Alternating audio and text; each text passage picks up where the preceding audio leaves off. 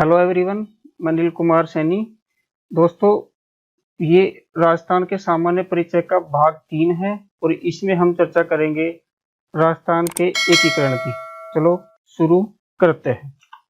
दोस्तों, सबसे पहले हम देखेंगे कि जो राजस्थान है इसका जो एकीकरण हुआ वो 7 चरणों में पूरा हुआ और इन 7 चरणों जो हैं ये विभिन्न विभिन्न स्टेप पे पूरे हुए, जिनके बारे में हम चर्चा करते हैं। तो सबसे पहले देखो दोस्तों, राजस्थान का जो एकीकरण है इसका जो पहला चरण है, ये पहला चरण इसको कहते हैं मत्स्य संघ। और मत्स्य संघ का जो गठन हुआ वो हुआ 18 मार्च 1948।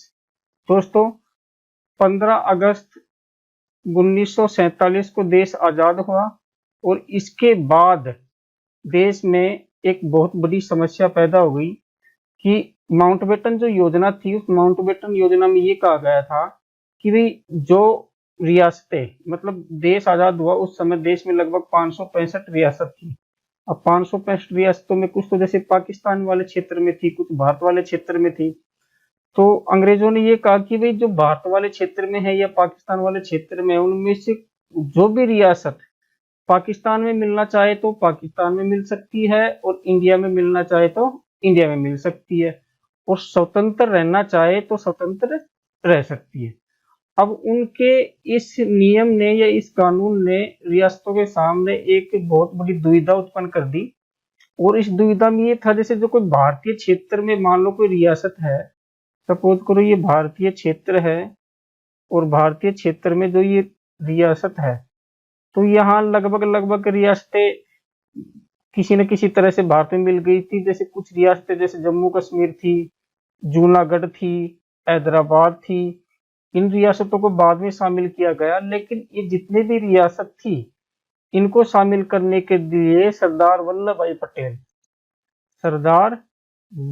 भाई पटेल ये उस समय गृह मंत्री थे। इन्होंने बहुत प्रयास किए और इनके प्रयासों के तहत ही आज हमें जो राजस्थान दिखाई देता है, वर्तमान राजस्थान या वर्तमान जो भारत है, वो इन्हीं के प्रयासों के तहत हमारे सामने है। तो दोस्तों, इसके बारे में हम चर्चा करेंगे। तो दोस्तों, सबसे पहले देखो आप, पहला चरण जिसे मत्स्य संघ कहते हैं, इसका नाम है, और इसका गठन हुआ 18 मार्च 1948 को। अब जो मत्स्य संघ है, इस मत्स्य संघ में 4 रियासत शामिल थी दोस्तों। ये 4 रियासत कौन कौन सी हैं? तो दोस्तों देखो, सबसे पहले यहाँ देखो आप, ये तो थी अलवर रियासत। कौन सी? अलवर रियासत। दूसरी ये भरतपुर रियासत, भरतपुर रियासत।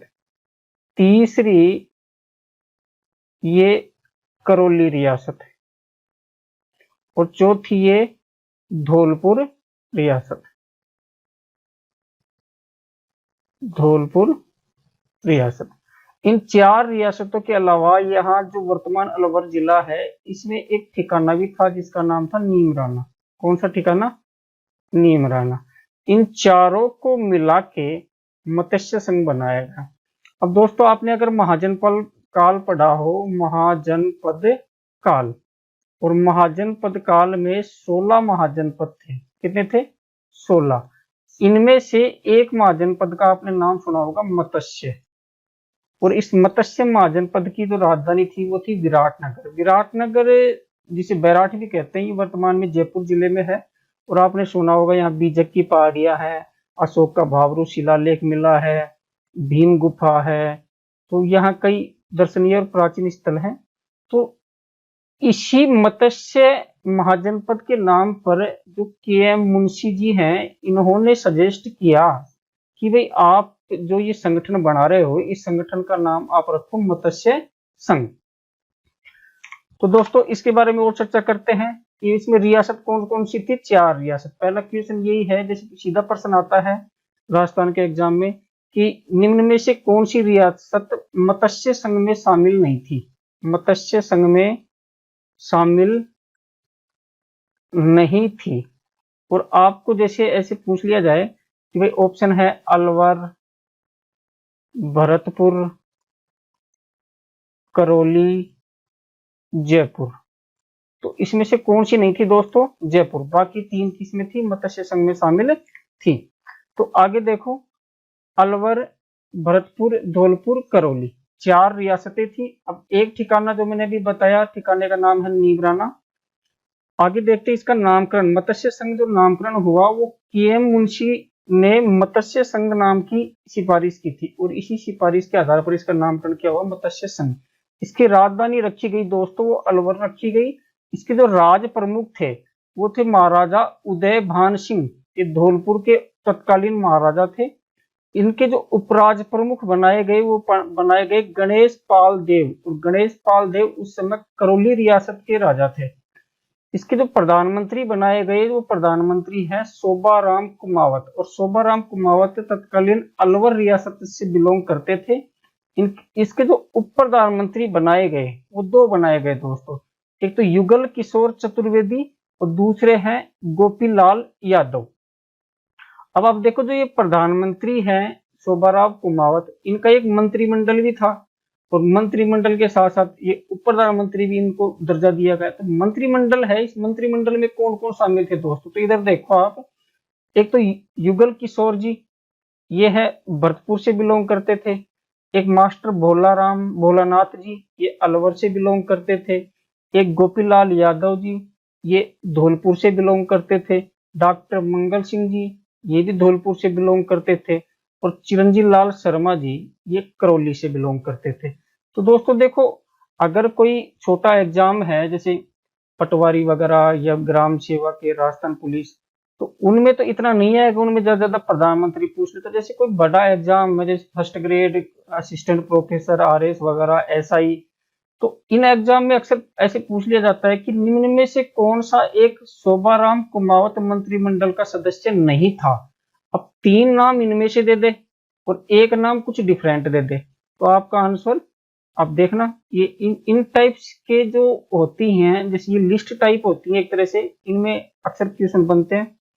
तो दोस्तों नेक्स्ट चर्चा करते हैं कि जो मत्स्य संघ था इसका उद्घाटनकर्ता कौन था। भाई उद्घाटन कब हुआ? उद्घाटन हुआ 18 मार्च 1947। इसके एक चीज ध्यान रखना, पहले इसकी उद्घाटन की डेट थी 17 मार्च 1948।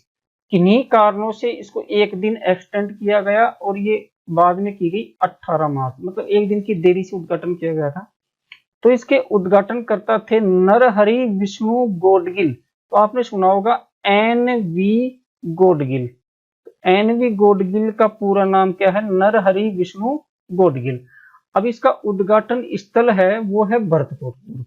तो अब देखो, आप इसको ध्यान से समझो। 4 रियासत थी, राजधानी कौन सी बना दी? अलवर। मतलब अलवर रियासत को तो क्या ले लिया?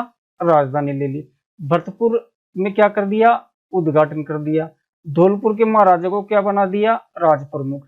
और करौली के महाराजा को क्या बना दिया गया? उपराज प्रमुख। अब चारों रियासतों को कुछ ना कुछ दिया गया, इस आधार पर मत्स्य संघ बना। दोस्तों आगे हम चर्चा करते हैं, ये हम समझ ही गए। आगे चर्चा करते हैं कि राजस्थान के एकीकरण का दूसरा चरण, सेकंड फेज। तो दूसरा चरण का जो नाम है वो रखा गया राजस्थान संघ, यानी कि पूर्वी राजस्थान। और इसका जो गठन किया गया वो किया गया 25 मार्च 1948। अब आप देखो, 18 मार्च को मत्स्य संघ और 25 मार्च को राजस्थान संघ। तो कुल कितने दिन बाद किया गया? ये किया गया 7 दिन बाद। इसका ध्यान रखना।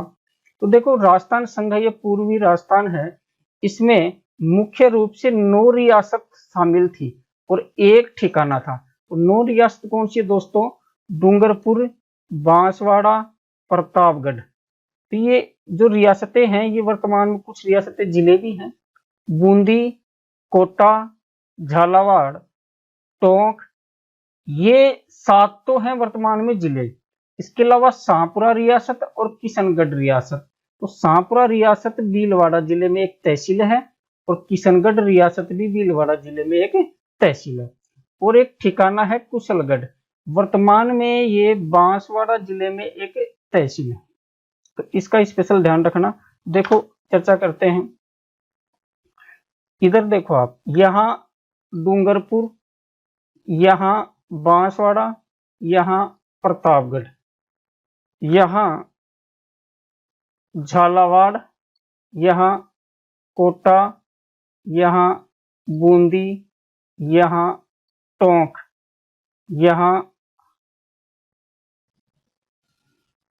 यहाँ शाहपुरा रियासत थी, यहाँ किशनगढ़ रियासत थी, और एक और बच गई,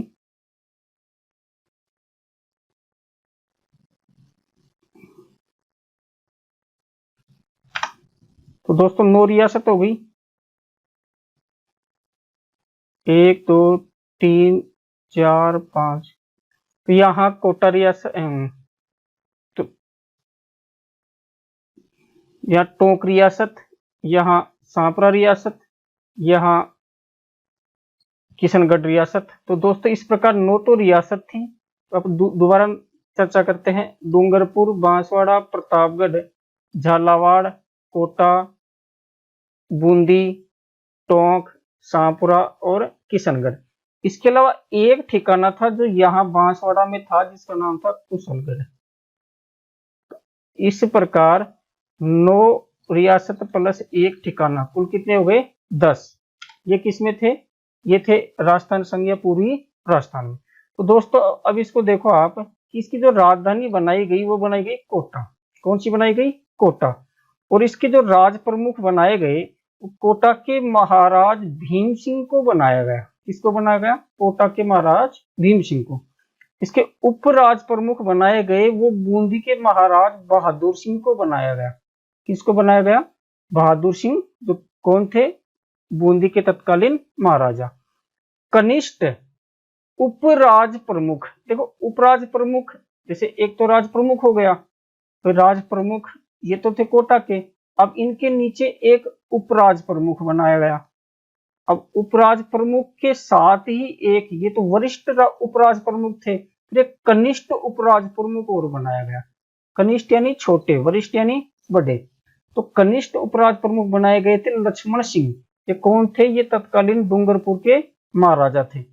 अब इस जो संघ है, जो राजस्थान संघ है पूरी राजस्थान, इसका जो प्रधानमंत्री बनाए गए वो बनाए गए गोकुल लाल असावा। और गोकुल लाल असावा शाहपुरा के निवासी थे। शाहपुरा रियासत की मैंने आपको बताया, जो वर्तमान कहाँ है? भीलवाड़ा जिले में। तो गोकुल लाल असावा वहां के निवासी थे।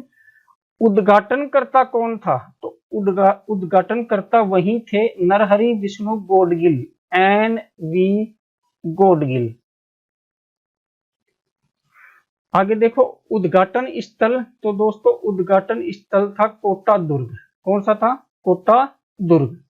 अब यहाँ एक दो ऐसे पॉइंट है वो देख लो आप। जैसे इससे राजस्थान संघ पे जो इसका जो प्रारूप बना, और इस प्रारूप पे, इस मसौदे पे जब इन 9 रियासतों और एक ठिकाने के शासकों ने जब हस्ताक्षर किए, तो हस्ताक्षर करते समय बांसवाड़ा के जो उस समय के महारावल थे चंद्रवीर सिंह, इन्होंने विलय पत्र पर हस्ताक्षर करते हुए एक कथन कहा था जो चर्चित रहता है, मैं अपने डेथ वारंट पर हस्ताक्षर कर रहा हूं। इनका कहने का तात्पर्य ये था कि इस पर हस्ताक्षर करने के बाद उनकी जो राजाशाही थी, मतलब उनकी जो रियासत में जो शासन कर रहे थे, वो चली जाएगी। इसी कारण उन्होंने ये कथन कहा था। तो अक्सर एग्जाम में पूछ लिया जाता है कि एकीकरण के समय विलय पत्र पर हस्ताक्षर करते समय ये कथन किसने कहा था कि मैं अपने डेथ वारंट पर हस्ताक्षर कर रहा हूं? तो ऑप्शन में मिलेगा आपको बांसवाड़ा के महारावल चंद्रवीर सिंह। तो आपका आंसर क्या होगा? चंद्रवीर सिंह। दोस्तों आगे चर्चा करते हैं। दोस्तों अब बात करते हैं तीसरे चरण की। तो दोस्तों जो तीसरा चरण हुआ, ये हुआ उसी वर्ष 1948 में 18 अप्रैल, ध्यान रखते जाना आप, 18 मार्च 48, 25 मार्च 48 और 18 अप्रैल 48। तो देखो आप, इसके 7 दिन बाद ये हुआ। कितने दिन बाद? 7 दिन बाद। और 25 मार्च के बाद, यानी 25 से 31 मार्च तक 6 दिन और 18 दिन ये, तो लगभग 24 दिन बाद ये हुआ, तो इसका नाम रखा गया संयुक्त राजस्थान। अब संयुक्त राजस्थान में क्या क्या शामिल थी वो देखो आप भाई। रियासत तो 10 तो रियासत थी पहले से, मतलब आप देखो कि 9 रियासत प्लस एक ठिकाना यानी 10, ये तो थे पहले से। उसके साथ इसका नाम राजस्थान संघ रखा गया। इसमें शामिल किए गई उदयपुर रियासत, मतलब 10 प्लस एक। अगर आपसे पूछा जाए कि राजस्थान के एकीकरण के दौरान संयुक्त राजस्थान में कितनी रियासत व ठिकाने शामिल थे, तो टोटल कितने थे? 11। मतलब 10 प्लस एक कितने हो गए? 11। अब बात करते हैं कि राजधानी किसको बनाया गया, तो राजधानी बनाया गया उदयपुर को। देखो उदयपुर उस समय की सबसे प्राचीन और सबसे बड़ी रियासत थी, इसलिए इसका मान रखना पड़ा था। जब आप राजस्थान के इतिहास पढ़ोगे तो इन चीजों को आप समझ जाओगे। जो राज प्रमुख बनाया गया, ये राज प्रमुख बनाया गया महाराणा भोपाल सिंह। ये कहाँ के थे? उदयपुर के उस तत्कालीन महाराणा थे। उपराज प्रमुख बनाया गया वो भीम सिंह को बनाया गया। भीम सिंह कहाँ के थे? कोटा के।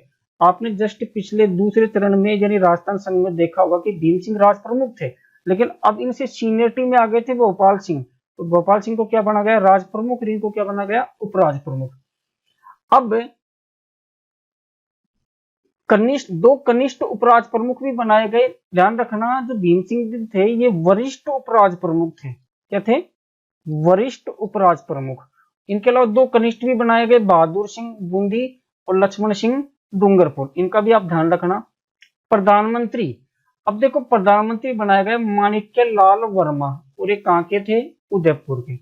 अब माणिक्य लाल वर्मा क्यों बनाया गया? क्योंकि उस समय जो कांग्रेस थी, कांग्रेस में ये इनका ठीक ठाक नाम था, अच्छी पहचान थी, इनका दबदबा था राजस्थान से। तो जवाहरलाल नेहरू के करीबी होने के कारण जवाहरलाल नेहरू ने इनको प्रधानमंत्री बनाने के लिए सिफारिश की, इसलिए इनको क्या बनाया गया? प्रधानमंत्री बनाया गया। आगे देखो इसका उद्घाटन किसने किया? इसका उद्घाटन करता है स्वयं जवाहरलाल नेहरू। अब आप देखो उस समय कांग्रेस के मतलब प्रसिद्ध नामों में से एक थे जवाहरलाल नेहरू। प्रसिद्ध नामों में क्या थे? मतलब आप देखो उस समय प्रधानमंत्री थे भारत के। 1948 की बात हो रही है, उस समय जवाहरलाल नेहरू प्रधानमंत्री थे, तो इन्होंने रिकमेंड किया, बना दिया। आगे देखो उद्घाटन स्थल। उद्घाटन स्थल है कोटा दुर्ग। इसका उद्घाटन कहाँ हुआ? कोटा दुर्ग। अब कोटा दुर्ग में क्यों हुआ? क्योंकि आप देखो भीम सिंह जी पहले वो थे, क्या नाम है, राज प्रमुख थे, और अब इनको उपराज प्रमुख बना दिया, तो इनको थोड़ा सा खुश रखने के लिए बोले हम आपके यहाँ पर कोटा में इसका उद्घाटन करवा देंगे। जवाहरलाल नेहरू को बुला लिया। अब जवाहरलाल नेहरू आए, प्रधानमंत्री थे, तो देश में समाचारों में आ रहा था, तो कोटा उस समय प्रसिद्ध हो गया। आगे देखते हैं मंत्रिमंडल। किसका मंत्रिमंडल? माणिक्य लाल वर्मा का मंत्रिमंडल। तो इसमें निम्न जो 7 लोग शामिल थे वो कौन कौन थे? गोकुल लाल असावा, जो पिछला जो अपना था राजस्थान संघ, उसमें ये प्रधानमंत्री थे, और अब क्या हो गए? ये सिर्फ मंत्री हो गए, मंत्रिमंडल के सदस्य। ये कहां से थे? सांपरा से। प्रेम नारायण माथुर, ये कहां से थे? उदयपुर से। भूरे लाल बयां, ये कहां से थे? उदयपुर से। मोहनलाल सुखाड़िया, ये कहां से थे? उदयपुर से। भोगीलाल पांड्या, ये कहां से थे? डूंगरपुर से। अभिन्न हरि, ये कहां से थे? कोटा से। और ब्रज सुंदर शर्मा, ये कहां से थे? बूंदी से। अब आप ध्यान रखना, यहाँ देखो ऐसे जैसे कुछ नाम आते जाएंगे, जैसे बाद में आपके काम आएंगे जब आप हिस्ट्री पढ़ोगे। मोहनलाल सुखाड़िया, भोगीलाल पांड्या, तो इसका ध्यान रखना आप। तो दोस्तों इसमें बात करते हैं, जैसे इसमें हमने बात किया कि भाई डूंगरपुर, बांसवाड़ा, और बांसवाड़ा में ही कुशलगढ़ ठिकाना, प्रतापगढ़, इधर झालावाड़, कोटा, बूंदी, शाहपुरा, टोंक और किशनगढ़। 1 2 3 4 5 6 7 8 9, 9 रियासत प्लस एक ठिकाना, मतलब 9 प्लस में 1 बराबर 10। ये तो पहले से शामिल थे। इसके अलावा जो 11वीं शामिल की गई वो यहाँ थी उदयपुर रियासत। कौन सी? यानी मेवाड़, इसको मेवाड़ कह दो, उदयपुर कह दो, चित्तौड़गढ़ वगैरह इसी में शामिल थे, भीलवाड़ा, चित्तौड़गढ़। ठीक है दोस्तों, तो अब आगे चर्चा करते हैं नेक्स्ट चरण की। तो चौथा चरण की बात करते हैं। तो चौथा चरण, इसका नाम रखा गया बृहत या विशाल राजस्थान, और इसका गठन किया गया 30 मार्च 1949। तो दोस्तों ध्यान रखो, 18 मार्च 48, 25 मार्च 1948 ही, फिर 18 अप्रैल 48, और अब आ गया 30 मार्च 49। तो आप ध्यान दो, 1948 में राजस्थान के एकीकरण के 3 चरण पूरे हुए थे। तो आजकल जो एग्जाम हो रहे हैं उसमें इस टाइप के क्वेश्चन पूछे जा रहे हैं कि 1948 में राजस्थान के एकीकरण के कितने चरण पूरे हुए। तो ऑप्शन देगा 2, 3, 4, 1। तो अब आपने इस तरह से पढ़ाई की नहीं तो आप कंफ्यूज हो जाओगे, मतलब आपको आता है लेकिन इस तरह से आपने कभी सोचा नहीं था। तो ध्यान रखना 3 चरण पूरे हुए थे। अब 1949 की बात आ रही है, तो दोस्तों ये तो आप समझ गए 30 मार्च 1949। अब बात करते हैं रियासत की, कि इस बृहत राजस्थान या विशाल राजस्थान में कुल 14 रियासत शामिल थी। 14 कौन सी? 10 रियासत तो पहले ही थी और एक ठिकाना था, प्लस में 4 रियासत और शामिल कर दी गई।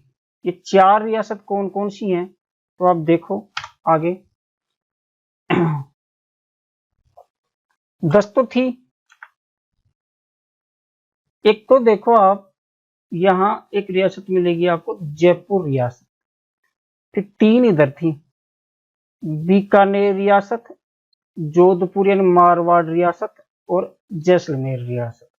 अब आप देखो ये, यानी जो अरावली है, अरावली के पश्चिम की जो बड़ी बड़ी रियासत थी वो इसमें शामिल हो चुकी थी। मारवाड़ उस समय की सबसे बड़ी थी, क्षेत्रफल की दृष्टि से बात करें तो मारवाड़ थी, और वैसे सबसे प्राचीन और सबसे ताकतवर की बात करें तो मेवाड़ थी।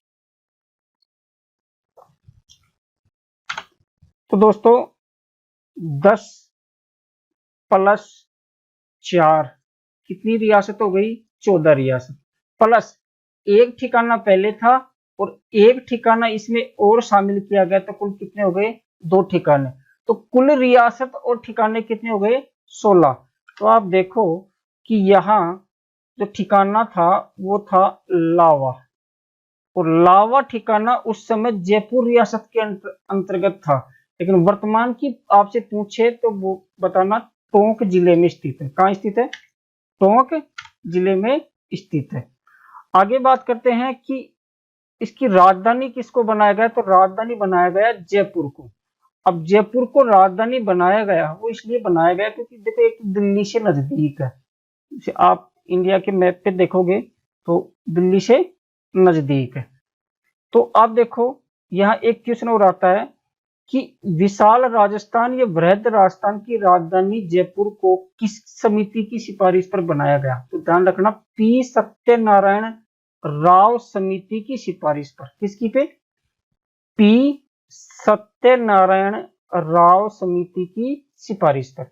अब आपसे ऐसे पूछ ले भाई पी सत्यनारायण राव समिति किससे संबंधित है? तो आप बता देना राजस्थान के एकीकरण से। किससे संबंधित है? राजस्थान के एकीकरण से। ठीक है, आगे चर्चा करते हैं कि इसका जो महाराज प्रमुख था वो महाराजा भोपाल सिंह उदयपुर के, जो वैसे के वैसे ही थे।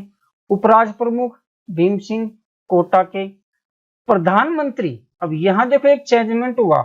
आप देखो पिछली स्लाइड में, पिछले चरण में यहां प्रधानमंत्री कहां के थे? उदयपुर के। कौन थे? माणिक्यलाल वर्मा। देखो राजा कौन आ गया, राज प्रमुख कौन आ गया? उदयपुर के। उपराज प्रमुख कौन आ गए? कोटा के भीम सिंह।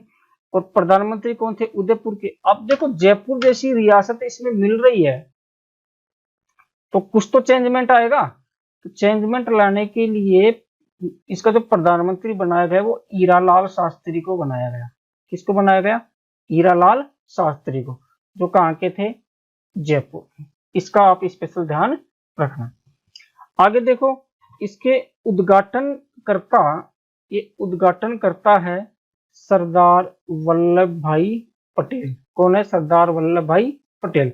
दोस्तों यहां मैं आप एक बात और क्लियर कर देता हूं कि आप 30 मार्च 1949 को जो राजस्थान, बृहत राजस्थान बना, इसकी राजधानी बनाया गया जयपुर। किसको? जयपुर को। और जयपुर को राजधानी बनाया गया, जो आज तक मतलब चली आ रही है। और उस समय राजस्थान का जो गठन हुआ वो एक तरह से लगभग पूरा ही हो चुका था, बस थोड़ी बहुत बाद में इधर उधर किया गया था। तो इसलिए प्रत्येक वर्ष 30 मार्च को राजस्थान दिवस के रूप में मनाया जाता है। और ये निर्णय लिया गया था इसी दिन 30 मार्च 1949 को। तो इसका आप स्पेशल ध्यान रखना। आगे देखते हैं कि जो हीरालाल शास्त्री जी हैं, इनके मंत्रिमंडल में कौन कौन शामिल थे। तो इनके मंत्रिमंडल में 8 लोग शामिल थे। वो कौन कौन है? पहले हैं सिद्धराज ठड्डा, ये थे जयपुर के। दूसरे हैं प्रेम नारायण माथुर, ये थे उदयपुर के। तीसरे हैं भूरे लाल बयां, ये थे उदयपुर के। चौथे हैं फूलचंद बापना, ये जोधपुर के। पांचवे हैं नरसिंह कछवाहा, ये जोधपुर के। छठे हैं राव राजा हनुमंत सिंह। अब आप ध्यान रखना, जोधपुर के महाराजा हनुमंत सिंह को इस मंत्रिमंडल में शामिल किया गया था। इसका स्पेशल ध्यान रखना भाई। ना तो उनको उपराज प्रमुख या कनिष्ठ उपराज प्रमुख बनाया गया, ना महाराज प्रमुख बनाया गया, उनको मंत्रिमंडल में शामिल किया गया था। इसका ध्यान रखना। नेक्स्ट, रघुवर दयाल गोयल बीकानेर और वेदपाल त्यागी कोटा, ये किसके मंत्रिमंडल में शामिल थे? हीरालाल शास्त्री के मंत्रिमंडल में। इसके साथ साथ इस विशाल राजस्थान या बृहत राजस्थान में कुछ विभागों का आवंटन हुआ। कुछ मंत्रालय, बाद में मंत्रालय बने, जो पहले विभाग थे उनका आवंटन हुआ, जो विभिन्न विभिन्न रियासतों में बनाए गए। उनको देखो आप। पहला न्याय विभाग, तो न्याय विभाग दिया गया जोधपुर में। जैसे आजकल आप देखते हो ना, राजस्थान का हाई कोर्ट कहाँ है? जोधपुर। तो ये डिसाइड कब हुआ था? 30 मार्च 1949 को, जब विशाल राजस्थान बना था, तभी डिसाइड हो गया था कि हाई कोर्ट यानी न्याय विभाग कहाँ रहेगा? जोधपुर में। शिक्षा विभाग कहाँ है? बीकानेर, आज भी बीकानेर है। खनिज एवं कस्टम एवं एक्साइज विभाग, ये उदयपुर में। वन और सहकारी विभाग, ये कोटा में। और कृषि विभाग, ये भरतपुर में। तो दोस्तों, इस तरह से हमारा जो राजस्थान के एकीकरण का चौथा चरण है, बृहत या विशाल राजस्थान, ये पूरा होता है। आगे दोस्तों चर्चा करते हैं पांचवा चरण। तो दोस्तों पांचवा चरण है जिसका नाम रखा गया बृहत्तर राजस्थान या संयुक्त बृहत राजस्थान।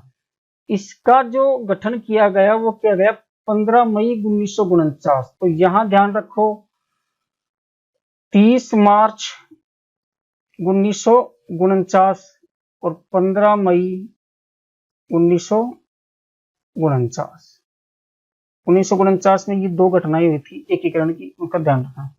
तो दोस्तों इसमें क्या किया गया, जो रियासत है, जो बृहत राजस्थान था, बृहत राजस्थान में क्या क्या थी आप देखो, 14 रियासत प्लस 2 ठिकाने, और टोटल कितने हो गए थे? 16। इसमें शामिल किया गया मत्स्य संघ को। किसको शामिल किया गया? मत्स्य संघ को। तो मत्स्य संघ में कितनी रियासत थी? 4। और बृहत राजस्थान में कितनी थी? 14। तो 14 प्लस 4 बराबर कुल कितनी रियासत हो गई? 18 रियासत हो गई। अब ठिकानों की बात करते तो 2 ठिकाने तो बृहत राजस्थान में थे और 1 ठिकाना कहाँ था? मत्स्य संघ में, नीमराना। तो 18 प्लस 3 ठिकाने हो गए, तो कुल कितने हो गए? 21 इकाइयां शामिल हो गई किसमें? बृहत्तर राजस्थान में। तो बृहत्तर राजस्थान प्लस मत्स्य संघ, ये तो हो गया किसमें? बृहत्तर राजस्थान में। प्लस ठिकाने कितने थे? 3। रियासत मैंने आपको बता दी कि 14 प्लस 4 कितनी हो गई? 18 रियासत थी कुल। अब यहां एक क्वेश्चन और आता है कि किसकी सिफारिश पर मत्स्य संघ को बृहत्तर राजस्थान में शामिल किया गया या मिलाया गया? तो आंसर होगा शंकरराव देव समिति। कौन सा? शंकरराव देव समिति। यहां दोस्तों 2-3 चीज हैं, जैसे अपन अभी बैक चलते हैं, मैं आपको दिखाता हूं। पहला, किसकी सिफारिश पर जयपुर को राजधानी बनाया गया? पी सत्यनारायण राव समिति। एक तो ये क्वेश्चन है एकीकरण से संबंधित। दूसरा देखो आप नेक्स्ट, किसकी सिफारिश पर माणिक्यलाल वर्मा को संयुक्त राजस्थान का प्रधानमंत्री बनाया गया? जवाहरलाल नेहरू की सिफारिश पर। तो ये 3 सिफारिशें आती हैं मोस्टली, तो इसका आप ध्यान रखना, इसमें कंफ्यूज मत होना। आगे देखो, ये हो गया शंकर राव देव समिति की सिफारिश पर मत्स्य संघ को बृहत्तर राजस्थान में मिलाया गया। नेक्स्ट देखो, राजधानी किसको बनाया गया दोस्तों? तो राजधानी बनाया गया जयपुर, तो थी पहले से। अब देखो, महाराज प्रमुख वही है गोपाल सिंह जी उदयपुर। राज प्रमुख महाराजा मानसिंह द्वितीय जयपुर के, ये कहां के? महाराजा मानसिंह द्वितीय जयपुर के। प्रधानमंत्री हीरालाल शास्त्री जयपुर। उद्घाटनकर्ता सरदार वल्लभ भाई पटेल। उद्घाटन स्थल कौन सा रहा? जयपुर। और मत्स्य संघ के जो प्रधानमंत्री थे शोभाराम कुमावत, इनको हीरालाल शास्त्री के मंत्रिमंडल में शामिल कर लिया गया। कहां कर लिया गया?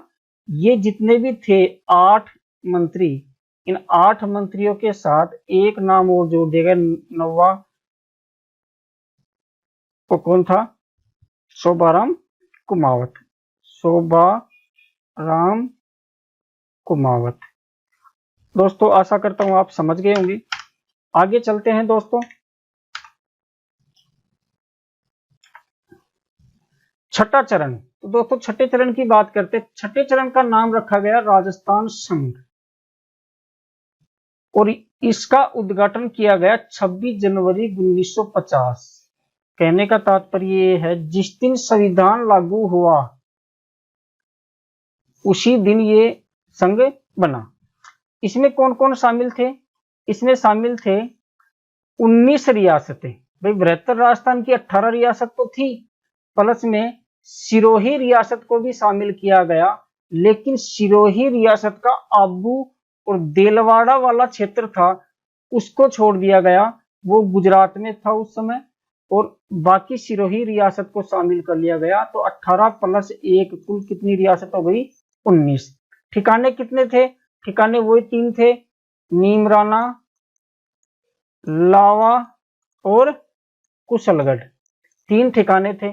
तो 19 और 3 कुल कितने हो गए? 19 प्लस 3 बराबर 22 ठिकाने और रियासत। राजधानी वही है जयपुर। महाराज प्रमुख वही है भोपाल सिंह। राज प्रमुख मान सिंह द्वितीय। प्रधानमंत्री का नाम कर दिया गया मुख्यमंत्री। क्यों? क्योंकि संविधान में कहीं भी नहीं लिखा था कि भाई जो ये है किसी भी राज्य का प्रधानमंत्री हो सकता है, क्योंकि प्रधानमंत्री तो देश का था। अगर मैं ये कहूँ भारत का प्रधानमंत्री, राजस्थान का प्रधानमंत्री, तो थोड़ा सा कंफ्यूजन हो जाती है ना। तो भारत का तो प्रधानमंत्री हो गया पीएम, और राज्यों के हो गए सीएम, चीफ मिनिस्टर, मुख्यमंत्री। तो प्रधानमंत्री पद का नाम क्या कर दिया गया? मुख्यमंत्री। तो आप देखो, राजस्थान के पहले मुख्यमंत्री यानी ये कौन से थे? निर्वाचित नहीं थे, मनोनीत थे, इनको माना गया था मनोनीत। वो कौन? हीरालाल शास्त्री। 26 जनवरी 1950 को राजस्थान के नाम को संवैधानिक मान्यता प्राप्त हुई। प्रारंभ में राजस्थान को राज्यों की बी, ब या ख श्रेणी में शामिल किया गया था। अब ये चीज आपके समझ में नहीं आई होगी दोस्तों, तो मैं आपको समझाता हूं। देखो 1947 से पहले की बात करते हैं। 1947 से पहले भारत में 3 प्रकार की इकाइयां थी। एक तो थे ब्रिटिश प्रांत। क्या थे? ब्रिटिश प्रांत। ये ब्रिटिश प्रांत उस समय 11 थे। ये सीधे ब्रिटिश सरकार के अंतर्गत थे। इनका प्रशासन करने के लिए एक गवर्नर होता था, और देश में था उस समय गवर्नर जनरल या वायसराय। कौन था? वायसराय। तो दूसरा था केंद्र शासित प्रदेश। केंद्र शासित प्रदेश को चीफ कमिश्नरी क्षेत्र भी कहते थे। चीफ कमिश्नरी क्षेत्र। और ये कितने थे? 4। कितने थे दोस्तों? 4। कौन कौन से? दिल्ली, बलूचिस्तान, कुर्ग और अजमेर मेरवाड़ा। अजमेर मेरवाड़ा। तो आप देखो, दिल्ली वर्तमान में भारत की राजधानी है, बलूचिस्तान पाकिस्तान में है, कुर्ग कर्नाटक में एक जिला है, और अजमेर मेरवाड़ा ये वर्तमान में राजस्थान में है। अजमेर एक जिला है। तीसरा, 565 रियासत थी। कितनी थी? 565 रियासत थी। जब भारत का विभाजन हुआ तो कुछ रियासत पाकिस्तान में चली गई, कुछ भारत में रह गई। अब जो भारत में रह गई थी उन वो ज्यादातर भारत में मिल गई थी। तो अभी जो हम पढ़ रहे हैं ये भी रियासतों का एकीकरण ही पढ़ रहे हैं। 3 रियासतें ऐसी थी जिन्होंने भारत में मिलने से इनकार कर दिया था। जम्मू कश्मीर, जूनागढ़ जो गुजरात में था, और हैदराबाद जो वर्तमान में तेलंगाना में स्थित है। जम्मू कश्मीर को विलय पत्र के आधार पर मिलाया गया, जूनागढ़ को समझाइश के आधार पर, पुलिस के आधार पर मिलाया गया, और हैदराबाद को पुलिस कार्रवाई के आधार पर मिलाया गया। जूनागढ़ में जनमत संग्रह हुआ था। आगे देखो, हाँ आगे देखो दोस्तों कि जो राजस्थान है, यही देख लो आप, राजस्थान है। अमन ने भारत की बात तो कर ली, अब राजस्थान की बात करते हैं 1947 से पहले। दोस्तों राजस्थान में देखो 19 तो रियासत थी, 3 ठिकाने थे, और एक केंद्र शासित प्रदेश था, अजमेर मेरवाड़ा। अजमेर मेरवाड़ा। अब ये ठिकाने थे या तो ठिकानेदार थे, केंद्र शासित प्रदेश था। यहां एक व्यक्ति जो ब्रिटिश सरकार का था वो यहाँ का प्रशासन संभालता था, जिसको चीफ कमिश्नर कहते थे। Chief commissioner. अब यहाँ ठिकाने में ठिकानेदार थे शासन करने के लिए, और रियासतों में राजा थे, रियासतदार भी कहते हैं। अब देखो यहाँ तो ब्रिटिश सरकार का सीधा हस्तक्षेप था, लेकिन यहाँ और यहाँ नहीं था। तो आपने पढ़ा होगा इतिहास में लॉर्ड वेलेस्ली की सहायक संधियां। तो धीरे धीरे अंग्रेजों ने सभी रियासतों से सहायक संधियां कर ली, और सहायक संधियां करके यहाँ रियासतों के प्रशासन में उनकी भागीदारी बढ़ती गई। तो राजस्थान को 4, ध्यान रखना, 4 इकाइयों में बांटा था, जिसको एजेंसी कहा गया था। एजेंसी कहा गया था। इन एजेंसियों के अंतर्गत, जैसे 4 हैं, इनके अंतर्गत कुछ रियासतें थी, और इनका प्रशासन संभालने के लिए, मतलब अंग्रेजों के जो प्रतिनिधि थे वो रहते थे पॉलिटिकल एजेंट। कौन रहते थे? Political agent. इसका ध्यान रखना। जैसे मैंने आपको बताया था पहले नामकरण में कि कर्नल जेम्स टोड कौन थे? पॉलिटिकल एजेंट थे। तो दोस्तों अब जब देश आजाद हुआ, तो 26 जनवरी 1950 को संविधान लागू हुआ, और संविधान का जो भाग 1 है, कौन सा? भाग 1, इसका जो अनुच्छेद 1 है, कौन सा? अनुच्छेद 1, इसमें कहा गया है कि India that is Bharat is A union of states.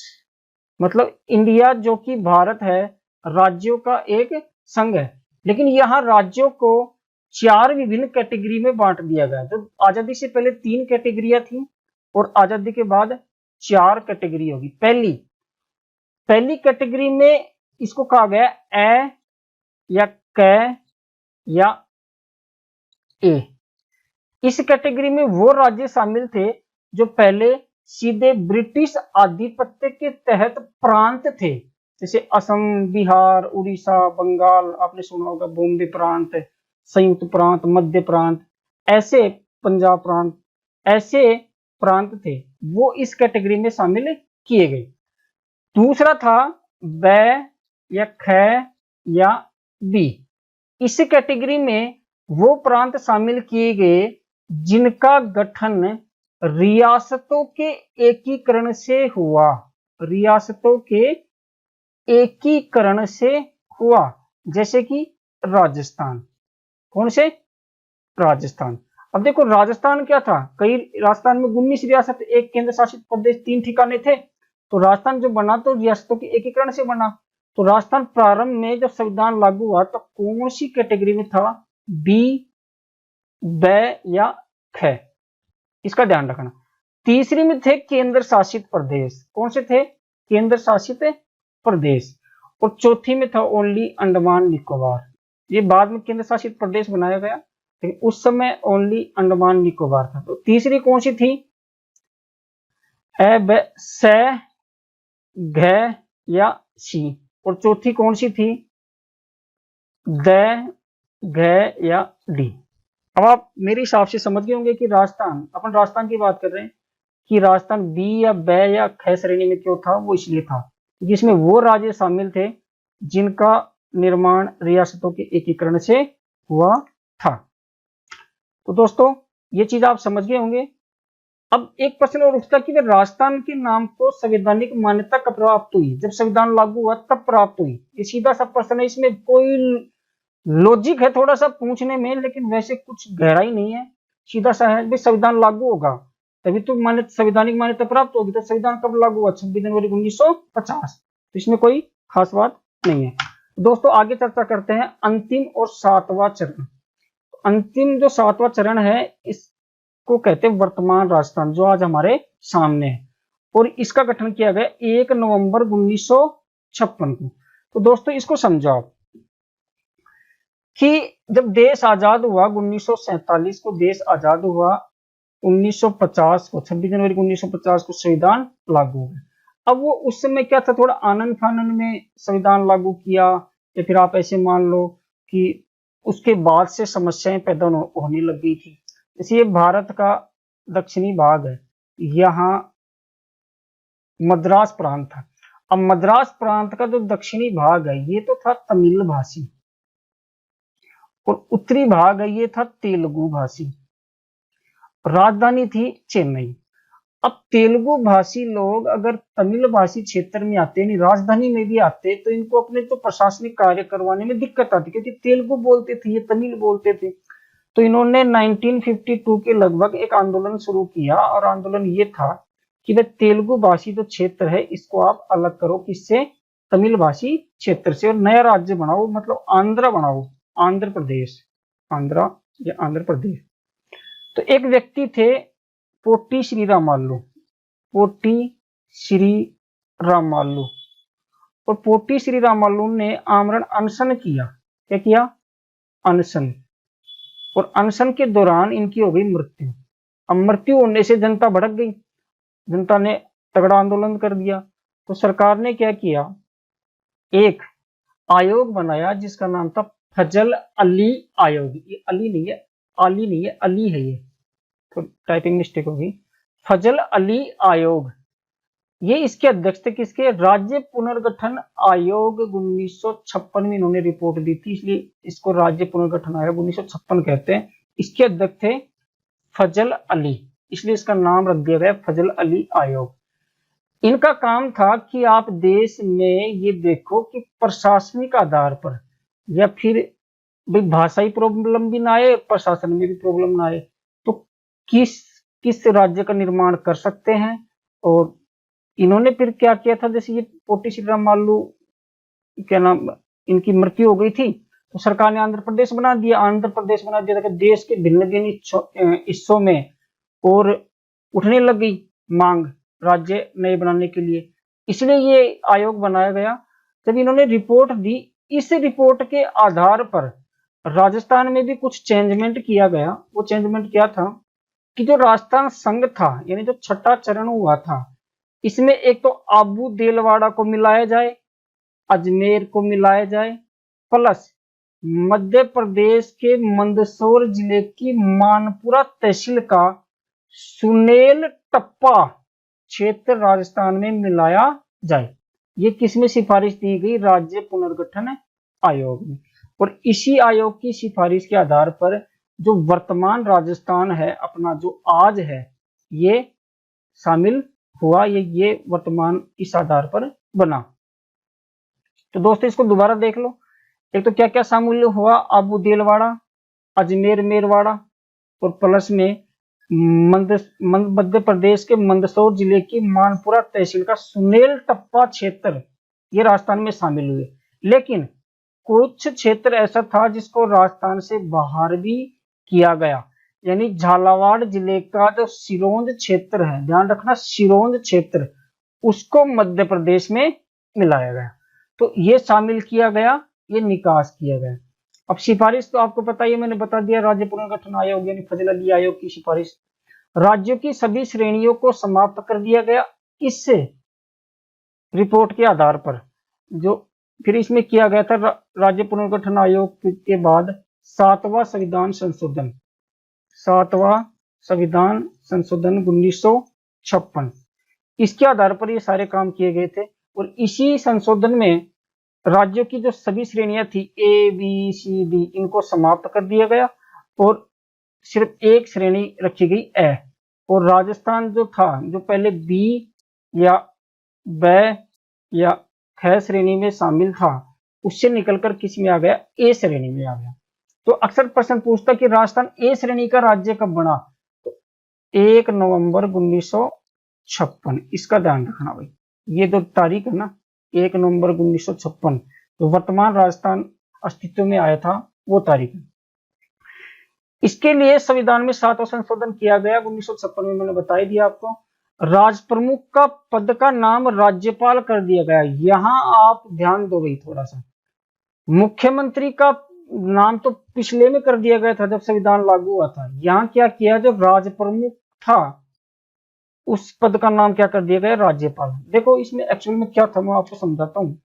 मैंने आपको भारत में बताया ना कि भाई 11 प्रांत तो वो थे जो सीधे ब्रिटिश राज्य के अंडर में थे, तो जब देश आजाद हुआ, संविधान लागू, उस समय इनकी संख्या 14 थी, इनमें तो थे राज्यपाल। और ऐसे राज्य जिनका निर्माण रियासतों के एकीकरण से हुआ था, एकीकरण से, उनमें राज्यपाल नहीं था, उनमें होता था राज प्रमुख। यहाँ ये थोड़ा सा कंफ्यूजन थी। जब 1956 में 7वां संविधान संशोधन किया गया तो इस राज प्रमुख का नाम था, इस नाम को क्या कर दिया गया, राज्यपाल कर दिया गया। आगे देखो, इस आधार पर भारत के प्रथम राज्यपाल बने, वो बने गुरुमुख निहाल सिंह। कौन बने, गुरुमुख निहाल सिंह। अब राजधानी बनाई गई, वो राजधानी बनाई गई जयपुर, और जो मुख्यमंत्री थे वो थे मोहनलाल सुखाड़िया। आगे देखो, 1 नवंबर को राजस्थान स्थापना दिवस मनाया जाता है। तो ध्यान दो, हमने बात की 30 मार्च को तो राजस्थान दिवस मनाया जाता है, राजस्थान दिवस, और 1 नवंबर को राजस्थान स्थापना दिवस, राजस्थान स्थापना दिवस। तो दोस्तों इस प्रकार राजस्थान के जो एकीकरण है उसके 7 चरण पूरे हुए। अब हम कुछ और फैक्ट हैं उसके बारे में चर्चा करते हैं। तो यहाँ आप देख लो कि एक तो मानपुरा तहसील का सुनेल टप्पा क्षेत्र राजस्थान में मिलाया गया और झालावाड़ का सिरोंज क्षेत्र मध्य प्रदेश में मिलाया गया। तो ये देखो आप थोड़ा सा कि एक तो अजमेर मेरवाड़ा को मिलाया गया, फिर एक इधर आबू देलवाड़ा, इसको मिलाया गया। अब ये झालावाड़ है और ये मंदसौर तहसील है किसकी, मध्य प्रदेश की। तो इसका जो ये क्षेत्र है सुनेल टप्पा, ये सुनेल टप्पा, ये तो राजस्थान में मिलाया गया, और ये सिरोंज क्षेत्र जो पहले झालावाड़ का था वो किस में दे दिया गया, वो मध्य प्रदेश में दे दिया गया। आगे देखो कुछ अन्य तथ्य हैं, ये फैक्चुअल हैं। जैसे राजस्थान निर्माण की प्रक्रिया 17 या 18 मार्च 1948 से प्रारंभ होकर 1 नवंबर 1956 तक 7 चरणों में पूरी हुई। देखो कई बार डेट भी पूछ लेता है कि राजस्थान का एकीकरण कब से कब तक हुआ, तो ऑप्शन में या तो आपको 17 या 18 मार्च मिलेगा, तो ऐसे मिलेगा भाई 18 मार्च 1948 से लेकर 1 नवंबर 1956 तक, यह आपका ऑप्शन सही हो जाएगा। राजस्थान के एकीकरण में 8 वर्ष 7 महीने 14 दिन लगे। तो देखो 18 मार्च 1948 से 1 नवंबर 1956 के बीच का जो टाइम है वो है 8 वर्ष 7 माह और 14 दिन। ये याद रखना, ये अक्सर फैक्चुअल प्रश्न में पूछ लेता है। एकीकरण से पूर्व राजस्थान में 19 रियासतें, 3 ठिकाने रहे, एक केंद्र शासित प्रदेश जिसका नाम अजमेर मेरवाड़ा था, ये थे। सबसे प्राचीन जो रियासत ये मेवाड़ थी, इसका स्थापना 565 ईस्वी में गुहिल द्वारा की गई थी। सबसे नवीन रियासत ये झालावाड़ थी, इसकी स्थापना 1838 में झाला मदन ने की। झालावाड़ अंग्रेजों द्वारा स्थापित एकमात्र रियासत थी। अंग्रेजों द्वारा स्थापित का मतलब है कि अंग्रेज रियासत काल में जो अंग्रेजी शासन था ना, अंग्रेजी शासन, उस काल में कौन सी रियासत बनी, तो वो थी कौन सी, झालावाड़, और अंग्रेजों ने इसको मान्यता दी। सबसे बड़ी रियासत मारवाड़ थी, यानी जोधपुर, क्षेत्रफल की दृष्टि से, ध्यान रखना भाई, क्षेत्रफल की दृष्टि से। सबसे छोटी रियासत ये थी सांपरा, जो वर्तमान में कहाँ है, भीलवाड़ा में, कहाँ है, भीलवाड़ा जिले में। सर्वाधिक जनसंख्या वाली रियासत जयपुर थी। 1941 की जनगणना के अनुसार यहाँ की जनसंख्या 30 लाख थी, और न्यूनतम जनसंख्या वाली रियासत सांपरा थी। 1941 की जनगणना के अनुसार इसकी जो जनसंख्या थी वो 16,000 थी। देश की आजादी के समय 4 रियासतों, ध्यान रखना भाई, 4 रियासतों राजस्थान की, डूंगरपुर, अलवर, भरतपुर, जोधपुर ने स्वतंत्र रहने की घोषणा की थी कि भाई हम ना तो पाकिस्तान में मिलेंगे ना भारत में जाएंगे, और हम स्वतंत्र रहेंगे। अलवर रियासत का संबंध महात्मा गांधी की हत्या से बताया जाता है। आगे चर्चा करते हैं। जनतांत्रिक एवं पूर्ण उत्तरदायी शासन की स्थापना करने वाली प्रथम रियासत सांपरा थी। इसका ध्यान रखना, ध्यान रखना। जनतांत्रिक मतलब है प्रशासन में या शासन में जनता को भागीदार बनाने वाली प्रथम रियासत कौन सी थी, सांपरा। जैसलमेर रियासत ने पूर्ण उत्तरदायी शासन की स्थापना नहीं की, मतलब है रियासतों का एकीकरण होने से पूर्व 18 रियासतों ने, 19 में से 18 रियासतों ने उत्तरदायी शासन की स्थापना कर ली थी, लेकिन एक रियासत थी जैसलमेर जिसने नहीं की थी। मतलब शासन में जनता को भागीदारी 18 रियासतों ने दे दी थी, लेकिन जैसलमेर ने नहीं दी थी। सबसे पिछड़ी रियासत जैसलमेर ही थी। राजस्थान की एकमात्र मुस्लिम रियासत टोंक थी। जयपुर एवं जैसलमेर रियासत ने 1942 के भारत छोड़ो आंदोलन में भाग नहीं लिया था। अलवर रियासत ने प्रथम स्वतंत्रता दिवस नहीं मनाया था। ये गांधी जी की हत्या के बाद उनके ऊपर कुछ एलिगेशन लग रहे थे उस समय।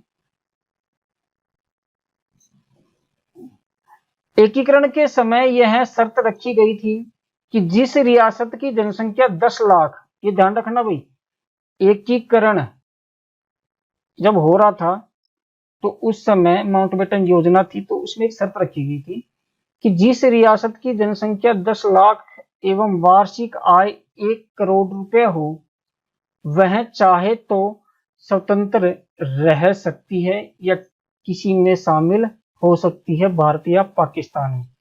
यानी हर रियासत को स्वतंत्र रहने का अधिकार नहीं था। स्वतंत्र वही रह सकती है जिसकी वार्षिक आय तो 1 करोड़ हो और जनसंख्या 10 लाख या उससे ज्यादा हो, वो रियासत स्वतंत्र रह सकती है। और इस शर्त को पूरा करने वाली राजस्थान में मात्र 4 रियासत थी। कौन कौन सी थी ये 4 रियासत? जयपुर, जोधपुर, उदयपुर और बीकानेर। टोंक व जोधपुर रियासतें एकीकरण के समय पाकिस्तान में मिलना चाहती थी। इसका ध्यान रखना भाई, राजस्थान की कौन सी रियासतों ने इच्छा जाहिर की थी? टोंक व जोधपुर।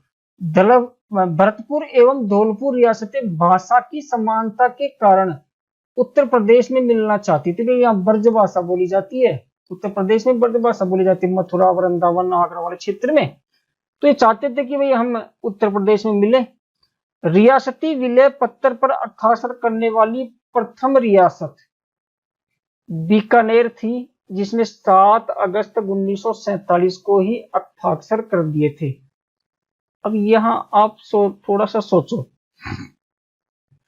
कि बीकानेर रियासत के जो महाराजा गंगा सिंह थे, ये जनता के बहुत ज्यादा हितैषी भी थे और देश के काम में बढ़ चढ़ के हिस्सा लेते थे, इसलिए इन्होंने सबसे पहले हस्ताक्षर कर दिया।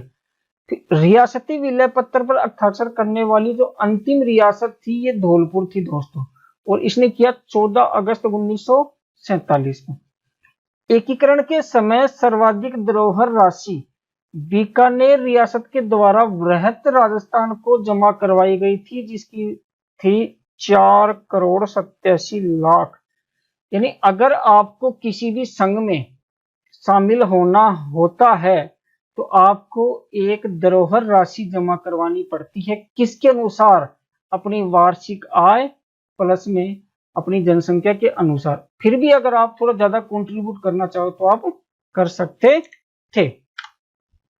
नेक्स्ट देखो भाई, एकीकरण, राजस्थान में एकीकरण से पूर्व निम्न परिस्थिति जो आपको बता चुका हूं कि भाई 19 तो रियासत थी, कौन कौन सी? यहां देखो आप, अलवर, भरतपुर, धौलपुर, करौली। फिर यहां जाओ आप, डूंगरपुर, बांसवाड़ा, प्रतापगढ़, शाहपुरा, किशनगढ़, टोंक, बूंदी, कोटा, झालावाड़। फिर उदयपुर, फिर यहाँ जयपुर, फिर जोधपुर, फिर जैसलमेर, फिर बीकानेर, फिर सिरोही। तो ये 19 रियासत थी दोस्तों, जो वर्तमान में इनमें एक तो किशनगढ़ और एक शाहपुरा, ये 2 रियासत ऐसी हैं जो जिले नहीं है, ये तहसील है। बाकी सारी रियासतें वर्तमान में जिले बन चुकी हैं। दूसरा, एक केंद्र शासित प्रदेश था जो कहाँ था? मध्य में, इसका नाम था अजमेर मेरवाड़ा। तो वर्तमान में अजमेर भी क्या है? एक जिला है। तीसरा, 3 ठिकाने थे, कौन कौन से? अलवर रियासत में नीमराना, फिर टोंक, उस समय जयपुर रियासत थी लेकिन अब टोंक जिला है, था लावा, और तीसरा बांसवाड़ा में था कुशलगढ़। ये 3 क्या थी? ठिकाने थे। आगे देखो, AGG, agent to governor general के पद का संस्थापक विलियम बेंटिंक था, जिसने 1832 में एजीजी का पद डेवलप किया था, मतलब बनाया था। इसका मतलब है एजेंट टू गवर्नर जनरल। देखो, भारत में जो गवर्नर जनरल था यह वायसराय था। वायसराय मतलब 1858 के बाद वायसराय बना, लेकिन पहले तो गवर्नर जनरल था। ये देश पे शासन करता था। राज्यों में इसने गवर्नर नियुक्त किए। कौन नियुक्त किए? गवर्नर। जितने भी ब्रिटिश प्रांत थे उसमें एक एक गवर्नर था। रियासतों में इसने पॉलिटिकल एजेंट नियुक्त किए। पॉलिटिकल एजेंट और केंद्र शासित प्रदेशों में इसने चीफ कमिश्नर नियुक्त किए। Chief commissioner. अब जो पॉलिटिकल एजेंट थे ये सीधा गवर्नर जनरल को रिपोर्ट नहीं करते थे। ये एक अधिकारी था जिसका नाम था एजेंट टू गवर्नर जनरल, इसको रिपोर्ट करते थे। ये रिपोर्ट करता था गवर्नर जनरल को। जैसे ये गवर्नर तो सीधा करता था, ये चीफ कमिश्नर भी सीधा करता था, लेकिन ये पॉलिटिकल एजेंट नहीं करते थे, ये एजीजी को करते थे। एजीजी किसको करता था? गवर्नर जनरल को। तो राजस्थान में एजीजी का जो मुख्यालय था वो था अजमेर मेरवाड़ा में। कहा था? अजमेर मेरवाड़ा में। 1845 में इसका जो मुख्यालय है अजमेर था, जो घाटी में था, वहां गर्मी पड़ती थी, तो इसका मुख्यालय ट्रांसफर कर दिया गया माउंट आबू में। देखो, 1832 में बना एजीजी का जो पद, और 1845 में क्या कर दिया? इसके मुख्यालय को ट्रांसफर कहां कर दिया? माउंट आबू। राजपूताना के प्रथम एजीजी मिस्टर लोकेट थे भाई, इसका ध्यान रखना। कौन थे? Mister locate. और 1857 की क्रांति के समय एजीजी पैट्रिक लॉरेंस थे। Patrick Lawrence. ये प्रश्न आते हैं, इनका ध्यान रखना। एजीजी का प्रमुख कार्य रियासतों के, ये के ही नहीं, ये के है, के प्रशासन पर निगरानी रखना था। मैंने वही बताया ना भाई, एजीजी क्या करता था? पॉलिटिकल एजेंटों के माध्यम से रियासतों के प्रशासन पर क्या रखता था? निगरानी। एकीकरण के समय राजस्थान में 4 राजनीतिक एजेंसियां थी।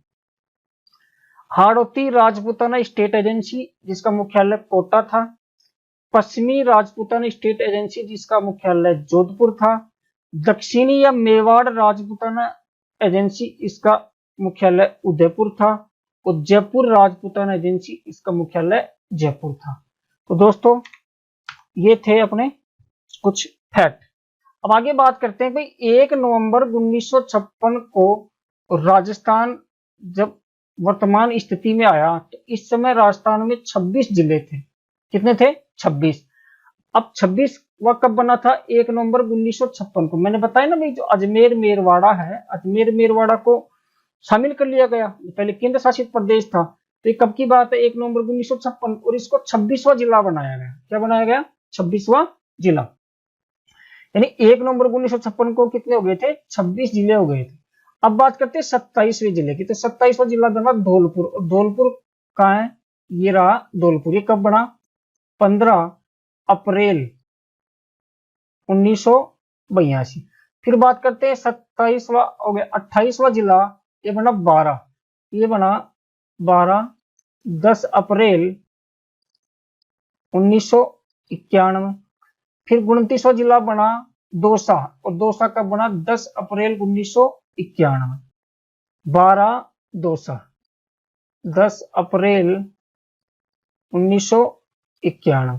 फिर 30वां बना राजसमंद, ये भी कब बना? 10 अप्रैल 1991। ये रहा राजसमंद, ये भी कब बना? 10 अप्रैल 1991। तो दोस्तों यहाँ एक चीज ध्यान देने योग्य है कि 12, दौसा और राजसमंद ये 3 जिले एक साथ बनाए गए थे। कौन कौन से? ध्यान दो, 28वां, 29वां और 30वां कब बनाए गए थे? 10 अप्रैल 1991। फिर 31वां जिला बना वो हनुमानगढ़ बना 12 जुलाई 1994। गंगानगर से अलग करके किसको बनाया गया? हनुमानगढ़ को। ये कब बना? 12 जुलाई 1994। फिर 32वां जिला बना करौली, और करौली बना 19 जुलाई 1997। ये करौली है, ये 19 जुलाई 1997 को बना। कौन सा? 32वां जिला।